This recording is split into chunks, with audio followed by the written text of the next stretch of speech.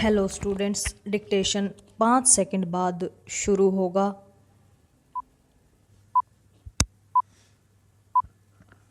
Start. Supreme court की 5 सदस्यीय संवैधानिक पीठ ने नागरिकता कानून की धारा 6A को वैधानिक करार देकर 1985 में राजीव गांधी सरकार और अखिल असम छात्र संघ के बीच हुए समझौते को लागू करने का मार्ग प्रशस्त कर दिया।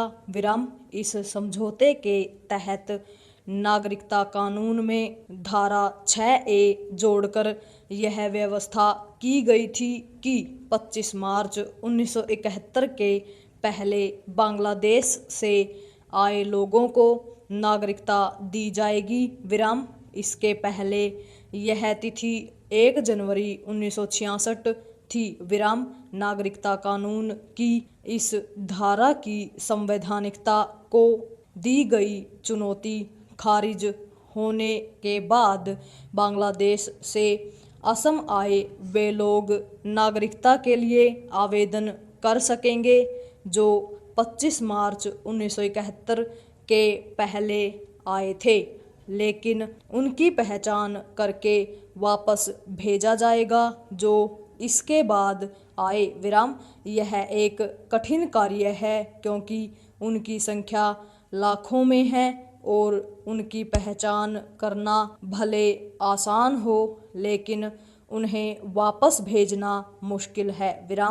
ऐसे लोगों को तभी वापस भेजा जा सकता है जब बांग्लादेश उन्हें लेने को तैयार हो।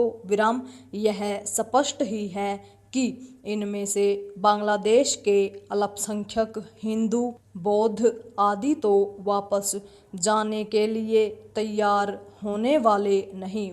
उनके वहाँ लौटने का मतलब है उनकी जान पर बन आना। अब तो इसकी आशंका और भी बढ़ गई है क्योंकि बांग्लादेश में शेख हसीना सरकार के तख्तापलट के बाद वहाँ इस्लामी कट्टरता कहीं अधिक बढ़ गई है और अल्पसंख्यकों का जीना दूभर हो गया है।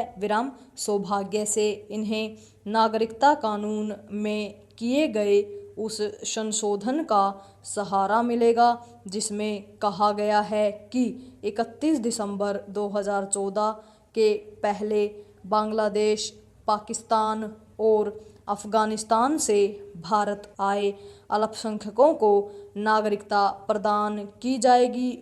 पैरा असम में कुछ लोग 1966 से 1971 के बीच बांग्लादेश से आए लोगों को नागरिकता देने के पक्ष में इसलिए नहीं क्योंकि इससे राज्य का जनसांख्यिकीय संतुलन बिगड़ने का खतरा है। इस खतरे को निराधार नहीं कहा जा सकता क्योंकि असम एक छोटा राज्य है और वहाँ पाकिस्तान बनने के बाद से ही पूर्वी पाकिस्तान यानी आज के बांग्लादेश से लोग अवैध तरीके से आने लगे थे। कुछ शरणार्थी के रूप में आए और कुछ घुसपैठिए के रूप में।